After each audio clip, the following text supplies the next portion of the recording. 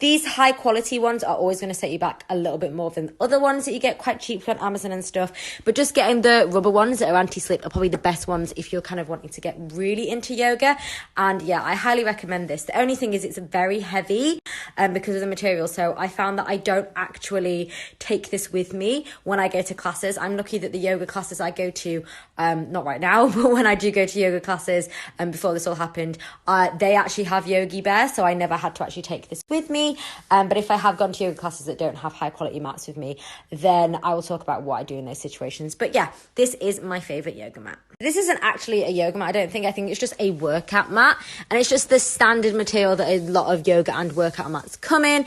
It's by Adidas. I think I got it off eBay or Amazon for quite cheap. I think it was like £20.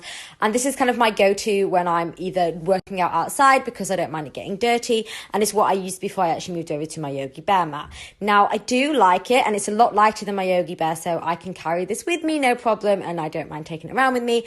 The only issue is I have a lot of slipping when I use this mat, so I sweat a lot when I do yoga from my hands and feet, and I just find that my hands will slip on it a lot more than my other one. So I do like it, but if you're kind of wanting to go really into a yoga class, it's going to be a bit uncomfortable when you're slipping around everywhere. To combat the slipping I find on the yoga mats that are not Yogi Bear, I have this. So this is a yoga towel, and basically, as you can see, on one side it is just microfiber, and this is where your hands and feet will go and help you with the anti-sleep, and then the other side actually has these kind of like rubber dots, so they go on top of the mat, so obviously it means it won't be slipping around.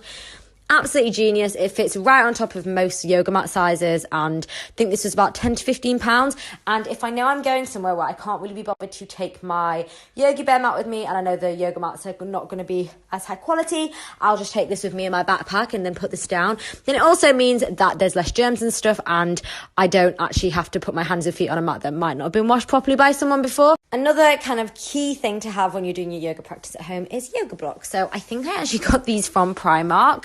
And they're just kind of like by this brand, I don't really know, and I think they were pretty cheap, and I don't feel like yoga blocks, I'm too fussed with them. I know you can get some that are more like cork wood look alike, and they kind of look a bit nicer than these kind of like purple ones, but I'm not really that fussy. I got the ones that are a little bit thicker. You can get some big ones that are a bit thinner, but I just kind of like these standard yoga blocks, and they help me with kind of getting into loads of different things in yoga. I think if you're a beginner as well, it's kind of essential because there's going to be a lot of things you can't do flexibility wise, and I think yoga blocks are really good at helping you get there and easing some of the pain you might have. So yeah, I still use yoga blocks even though I'm more of an intermediate level, and yeah, I think they're really essential. Next up, we've got something that I actually don't really use that much, and it is a strap that a lot of people, you might recognize this if you do yoga. It's a yoga strap. I actually got this in a set with something else that I'll show you afterwards, but basically you can move this buckle around and make it like bigger and smaller, and it's really good for when you're kind of pushing yourself with flexibility, especially if you're doing like forward folds and everything. So yeah, have a strap definitely if you're a beginner. I don't tend to find that I need it as much now. My flexibility is at a better level, but if you wanted to get deeper into a stretch, for sure have it on hand just in case you feel like going a bit deeper into a workout that day. So yeah, I recommend getting a yoga strap, especially if you're a beginner. So last up, I have this, which is a yoga wheel. This is definitely something you will not need if you're a beginner.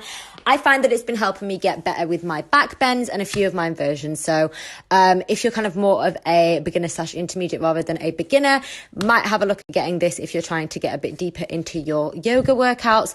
I got this from a brand called Apple Rhino on eBay, and I also got a yoga strap in that set, so it was quite nice. I think it was like £25, so not the cheapest, but if you want to get more into the things that yoga wheels can offer you, then it's definitely worth the investment. I would also recommend, if you want to get into it and you're not really sure, please have a look on YouTube, because that's where I've been looking for all of my yoga wheel inspirations, because I don't really feel like you get much of use out of it from a normal yoga class on YouTube, so you definitely